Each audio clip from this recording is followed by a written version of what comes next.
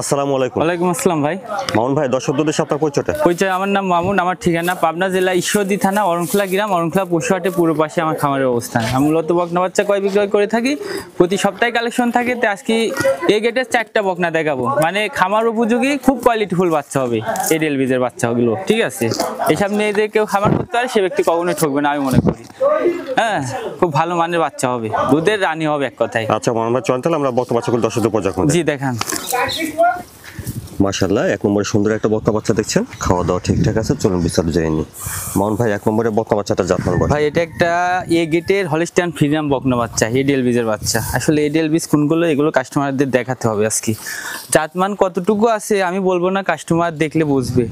এর গরুটা দেখান যে আসলে মাথা শেপটা দেখান যে কত ছোট একটা বাবুই পাখির মতন মাথা, ঠোঁটটা গোলাপি, কান ছোট, চামচুচা খুবই পাতলা ভাই, খুবই আর হেলদি একটা বাচ্চা, একদম পরিপূর্ণ গোলাপি হয়ে গেছে, সাদাতে সাদা, বুঝছেন? একদম এ গেটের বাচ্চা। হ্যাঁ, এইগুলো রানী শঙ্কর অনেকে বলে। হলিস্টাইন ফ্রিজিয়ানের মধ্যে সর্বোচ্চ 95-100% গরু এগুলো।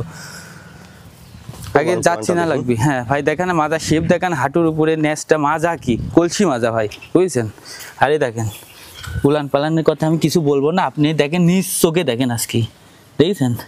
এই দেখেন কি কি জায়গা, এই দেখেন, এই দেখেন একটা প্রেগনেন্ট গরুর এরকম উলান থাকে না ভাই সচরাচর, বুঝছেন? অপর পাশ থেকে দেখছেন 1 নম্বর বকনা বাচ্চাটা। জি ভাই। এই বাচ্চাটার বয়সটা কেমন হবে? ভাই এটা 8 মাস প্লাস, 9 মাসের মতো, 8 মাস প্লাস হবে আনুমানিক, কিনা জিনিস। হ্যাঁ, এর গরুটা দেখান যে আসলে দুধের রানী হবে, খামারের রাজা, বুঝছেন? এইসব গরুগুলো জাতমান কতটুকু পার্সেন্টেজ আছে কাস্টমার দেখলে বুঝবে।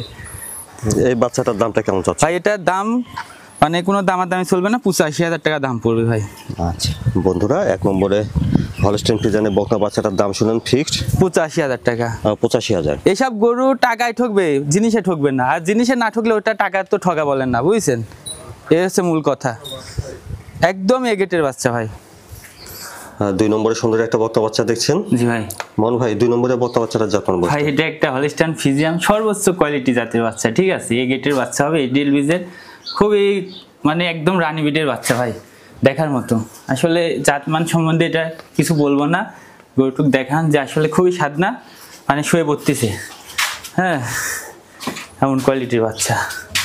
আচ্ছা, একটু ওরাল পালানটা দেখেন। এই যে দেখান 4টা নিপিল দেখান, কি জায়গা ভাই, অনেক জায়গা, বুঝেছেন? খুবই কোয়ালিটিফুল বাচ্চা হবে।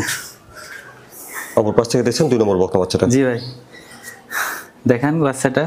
বয়সটা কেমন হবে এটার? ভাই এটার বয়স হবে 9 মাস, 9.5 মাস এমন। 9 থেকে 9.5 মাস। হ্যাঁ হ্যাঁ, খুব মানে শখের জিনিস একটা, দেখার মতো। এই বাচ্চাটার দামটা কেমন চাচ্ছেন? ভাই এটার দাম 95,000 টাকা পড়বে, বুঝছেন?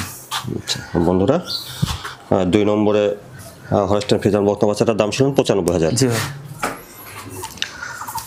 মাশাআল্লাহ, 3 নম্বরে সুন্দর একটা বকনা বাচ্চা দেখছেন, খাওয়া দাওয়া ঠিকঠাক আছে? জি ভাই। মামুন ভাই, 3 নম্বরে বকনা বাচ্চাটার জাতমান? ভাই এটা হলিস্টাইন ফ্রিজিয়ানের মধ্যে সর্বোচ্চ জাতের বাচ্চা, এ গেটের বাচ্চা, মানে 90-95 এ গেটের বাচ্চা হবে, 90-95% বাচ্চা হবে। গরুটা দেখান যে আসলে মাথা শেপটা দেখান, মাথার শেপটা কত সুন্দর, ছোট মাথার এখানে ডিপ, কানটা ছোট, তারপরে চামচুচা খুবই পাতলা, আর খুবই হেলদি একটা বাচ্চা ভাই, শান্ত প্রকৃতির বাচ্চা।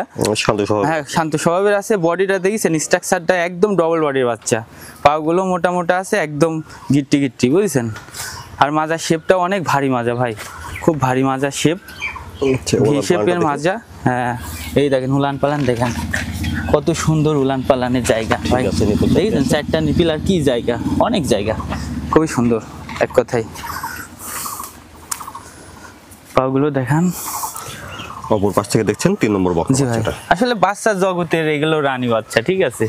খামারে রাখতে পারলে এসব গরু আশা করা যায় দুধের সাগর হবে এক কথায়। এই বাচ্চাটার বয়সটা কেমন হতে পারে? এটা ভাই 11 মাস প্লাস হবে।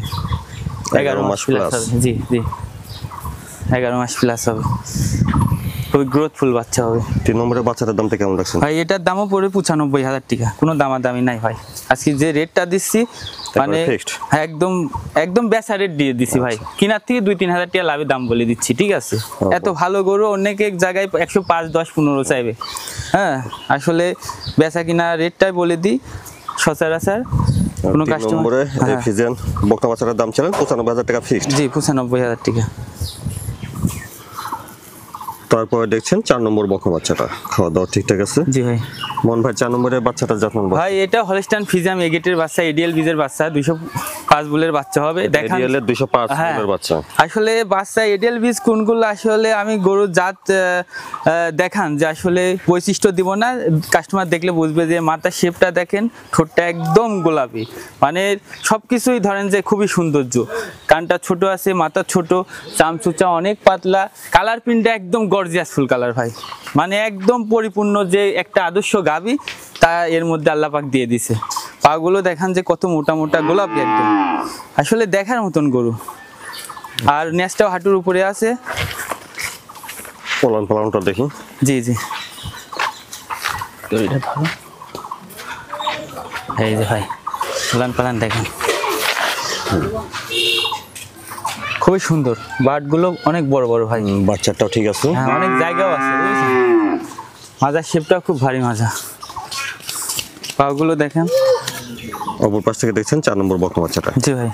এই বাচ্চাটা বয়সটা কেমন ভাই এটা একদম রেডি, পরিপূর্ণ রেডি, যে কোনো মধ্যে কনসেপ্ট নিবে, ঠিক আছে। আচ্ছা পরিপূর্ণ রেডি একদম পরিপূর্ণ রেডি। আসলে গরুর জাত ভাই এগুলো একদম, গলাটা দেখেন হাঁস গলা, সরু গলা।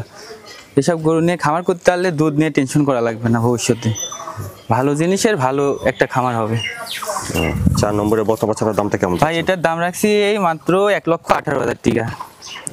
ঈদের আগেও বেশি এগুলো 25-30 করে ভাই, একদম সীমিত লাভে সেল করে দেবো বুঝছেন। তো 4 নম্বর বকনা বাচ্চাটার দাম চালান 1,18,000। জি ভাই 1,18,000। দর্শকদের উদ্দেশ্যে প্রতি সপ্তাহে বলি যে একটা খামার তৈরি করতে হলে অবশ্যই ভালো জাতমান নিয়ে খামার তৈরি করতে হবে, ঠিক আছে। আপনি যদি টাকার দিক তাকান তাহলে ভালো জাতমান নিয়ে আপনি খামার তৈরি করতে পারবেন না, ওই হকারের মতন মুলাম বিক্রি করার কামবাদের নিয়ে, ঠিক আছে। ভালো জাতমান নিয়ে খামার করতে হবে, তাহলে একটা খামার ভালো পরিপূর্ণভাবে সে খামারটা তৈরি হয়ে যাবে। তো আমি প্রতি সপ্তাহেই বলি যে ভালো জিনিস নিয়ে খামার করতে হবে, আজকেও বলছি ভালো জিনিস নিয়ে খামার করতে হবে। আর আমি যে 4টা গরু দেখালাম সর্বোচ্চ এ গেটের কোয়ালিটির বাচ্চা হবে, জাত মানে কোনো কমতে হবে না। এই বাচ্চা নিয়ে কেউ যদি খামার করতে পারে সে ব্যক্তি কখনোই মানে লসের ভাগী হবে না, এক কথায় বুঝছেন। তো এই কুমটিকায় 45-এর গরু 85-55 ওই ক্যাশ অন ডেলিভারি এই মডিফাই করতেছে, আসলে মানুষ ক্ষতিগ্রস্তর মধ্যে পড়তেছে, ঠিক আছে।